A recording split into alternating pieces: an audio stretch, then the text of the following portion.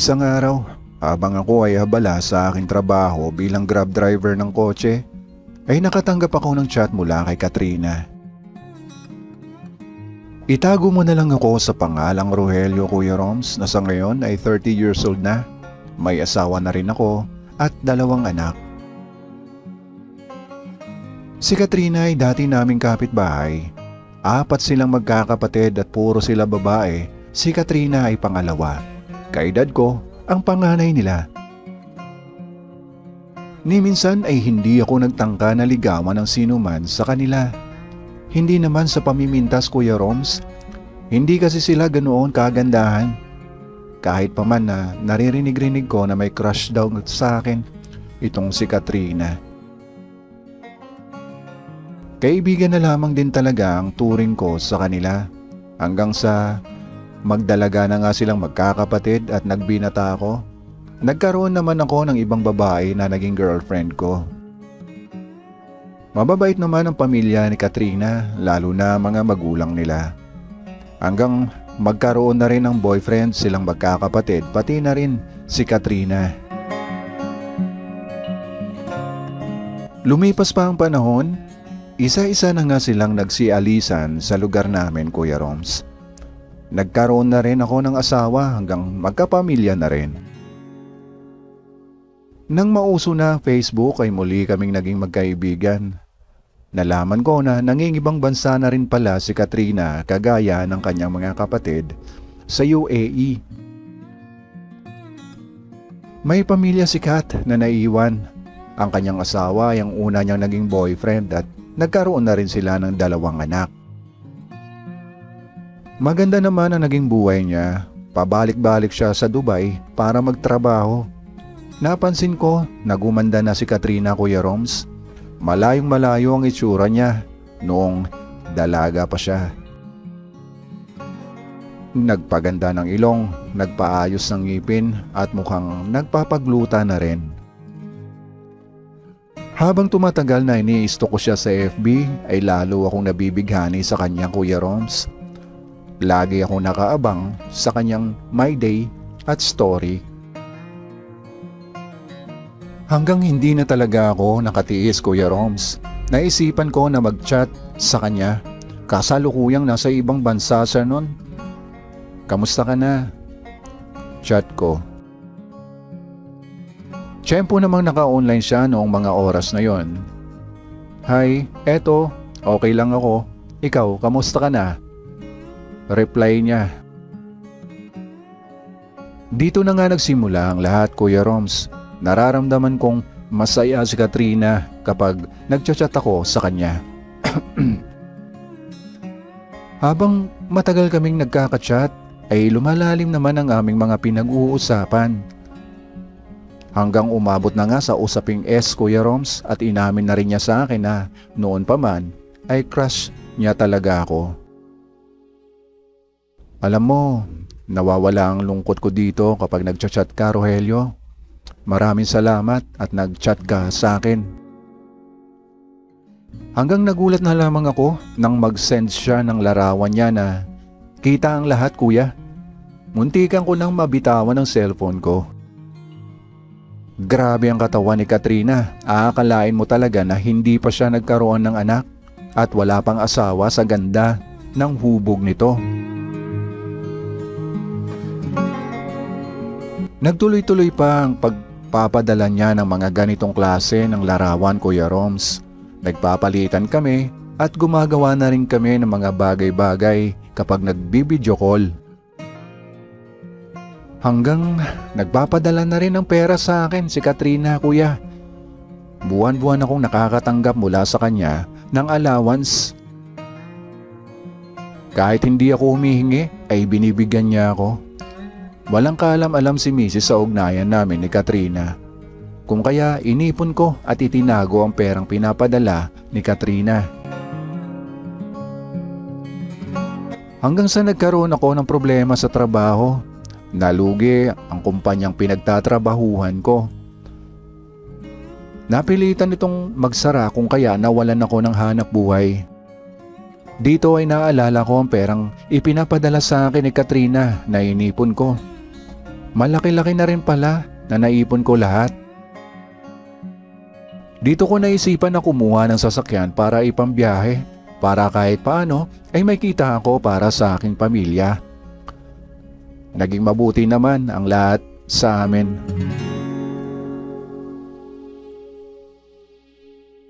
Isang araw habang ako ay abala sa aking trabaho bilang grab driver ng kotse, ay nakatanggap ako ng chat mula kay Katrina. Sa darating na Sabado ay uwi na ako. Ang sabi niya sa chat. Alam kong pauwi na si Katrina pero pagkakaalam ko sa susunod pang linggo. Kaya nagulat ako. Akala ko ba sa susunod na linggo ka pa uuwi ha? Reply ko. Oo, yun ang uwi ko sa pamilya ko pero ngayong Sabado ang uwi ko sa'yo. Agahan daw niya ang uwi para daw 1 linggo kaming magkakasama. Pigilan ko man siya sa binabalak niya ay wala naman na ako magagawa. Hindi ko siya mapipigilan pa. Dumating na nga ang araw ng Sabado, Kuya Roms, at sinundo ko na si Katrina sa airport. Walang alam ang kanyang pamilya na umuwi na siya. Ang alam nila ay sa susunod pa na linggo siya uuwi. Nang makita ko na nga si Katrina sa airport ay hindi ako makapaniwala sa ganda ng itsura niya. Ang layo noong siya ay nagdalaga. Ngayon sobrang ganda at ang sexy pa niya. Nakaramdam ako ng pananabik bigla sa kanya. Kaagad ko siyang niyakap at hinalikan. Sobra ako nang gigil sa kanya. Ganon din siya sa akin. Habang nasa kotse na kami, ay mainit na kaagad sa akin si Kat. Hawak na niya ang kambyo ko. Mabuti na lamang at tinted ang mga bintana ng auto ko. Nagsimula na rin siya nalantakan ng kambyo ko, Kuya Roms. Kaya naman, ganado akong magmaneho papunta sa hotel.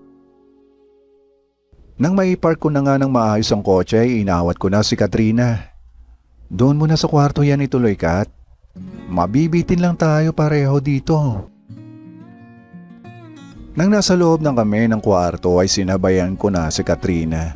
Pareho kaming sabik sa isa't isa. Walang makaawat sa amin. Halos magliyab ang buong kwarto. Kahit na malakas ang aircon, pawis na pawis kaming dalawa. Nagsalo kami sa masarap na tanghalian ni Katrina. Sobrang sabik talaga siya. Habang nag-aano kami ay panay naman ang bulong niya sa akin. Gusto ko ikaw muna ang kakain ng pasalubong ko, Rogelio, bago ang asawa ko. Pagsawaan mo muna ako, Rogelio. Ganyan nga, hindi ginagawa ng asawa ko sa akin yan. Sa mga bulong ni Kat ay lalo ko pang pinag-igihan ang aking ginagawang paggalugad sa kanyang pugad. Hindi ako pumayag na titigil hanggat hindi niya naabot ang matayog na kabundukan, Kuya Roms. Hanggang sa makiusap na nga sa akin si Katrina. Pasukin mo na ang kuweba, Rogelio. Siya nga ang aking ginawa, Kuya Roms. Pakiramdam ko isa akong mabangis na hayop sa kagubatan. Halos mag-iba ang kama sa ginawa ko kay Katrina. Lupaypay siya dahil sa maraming beses siya naglabas ng kanyang mga pawis. Nagmadali na rin ako at tinapos na ang laban. Halos mapugto naman ang ugat ko sa aking leeg nang sumapit na ako sa sukdulan. Napahiga ako sa malambot na kama. Humilig naman ang ulo ni Katrina sa malaki kong balikat. Grabe ka pala, mahal. Ngayon ko lang to naranasan, sana noon pa. Napangiti na lamang ako. Pakiramdam ko, ngayon nang lumabas ang nakatagong halimaw ni Kat pagdating sa tiyugtiyugan. Sana noon pa ako gumanda, sana niligawan mo na ako. Alam ko naman, Rogelio, na pangit ako eh. Kaya nga ayaw mo sa akin noon. Kahit gustong gusto na kita, noon pa talaga. Alam mo ba, Rogelio, maraming mga lalaki na naliligaw sa akin ngayon at gustong matikman ang pasalubong ko. Pero sa'yo muna ako nagpatikim.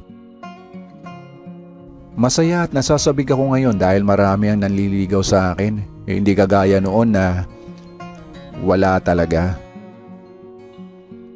Tanging si Emil lamang ang nagkagusto sa akin, kaya nga nagkatuluyan kami. Mahal na mahal ko siya at hindi ko kayang mawala siya sa akin.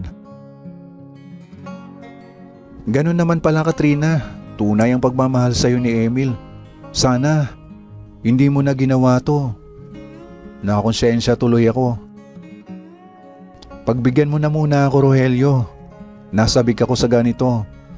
Masaya din ako sa ginagawa ko na to. Hindi na ako nakapagsalita pa nang muli akong siniil ng halik ni Katrina. Ang kaninang nanlambot at kumuluntoy kong alaga ay bigla na lamang nabuhay nang muling gumalaw si Katrina sa ibabaw ko. Muli na namang nag-umpisa ang pangalawa naming labanan ni Katrina.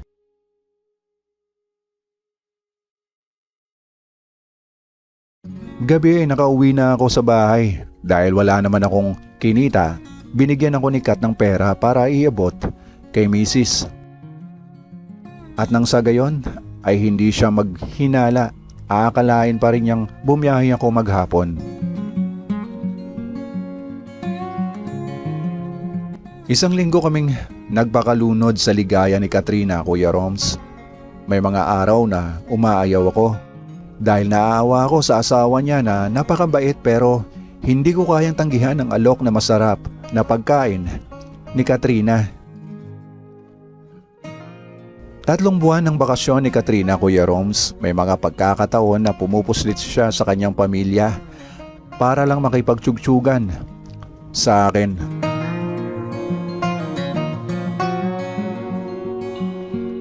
Hanggang makabalik na nga si Katrina sa Dubai, naging madalas pa rin ang pag-uusap namin. Panay pa rin ang pagpapadala niya ng mga litrato niyang kita lahat, pati pera ay nagpapadala siya. Hanggang dumating na nga ang panahon na mawawakasan na ang ginagawa naming kalokohan ni Katrina. Sa hindi ko malamang dahilan, natuklasan ni Mrs. ang lihim namin ni Kat. Nakita niya ang mga ipinadalang mga larawan ni Katrina. Galit na galit ang asawa ko. Kaagad siyang nag-message kay Kat ng puro galit. Nagbanta pa si Mrs. kay Kat na ipagkakalat niya ang litratong ipinadala niya sa akin. Kahit anong pakiusap ko kay Mrs. ay hindi ko siya maawat. Pinuntahan niya ang pamilya at asawa ni Kat na si Emil at ipinaalam ang lihim namin ni Kat. Ipinakita niya sa mga ito ang mga larawan ni Katrina. Alam kong takot na si Kat sa nangyayari. Alam kong hindi na niya malaman kung ano ang gagawin niya. Kaya gumawa ko ng paraan para kausapin siya. Ipinangako ko sa kanya na aayusin ko ang lahat. Humingi na rin ako ng tawad kay Kat. Pati siya ay nagsisisi na rin sa ginawa niya. Nagkausap na rin pala sila ni Emil at inaayos na nila ang lahat. Sa pakiusap ko kay Mrs. ay kumalma na siya. Humingi ako ng tawad sa nagawa ko pero gusto niyang gumanti kay Kat. Kaya muli niya itong tinawagan.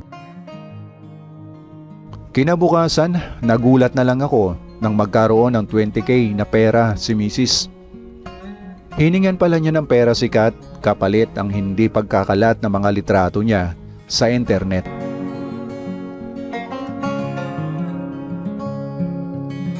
Tinigilan na ni Mrs. si Kat at ang asawa nito na si Emil. Pero makalipas sa marami mga araw, hindi nawala ang galit ng asawa ko sa akin. Tinigilan ko na rin si Kat, maging siya ay ganun din. Nang magkaroon ako ng pagkakataon ilang buwan na lumipas, kinausap ko si Emil. Humingi ako ng tawad sa kanya. Nahihiya ako kay Emil. Napakabuti niyang tao, kalmado niya akong kinausap at pinatawad. Ang sinabi lang niya sa akin, sobrang mahal na mahal niya ang kanyang asawa, kaya hindi niya ito hahayaan na mawala sa kanya.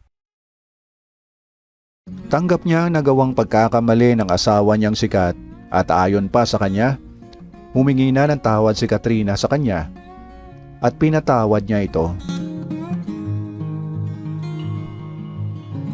Sa ngayon, Kuya Roms, inaayos ko pa rin ang nasirang relasyon namin ng aking asawa.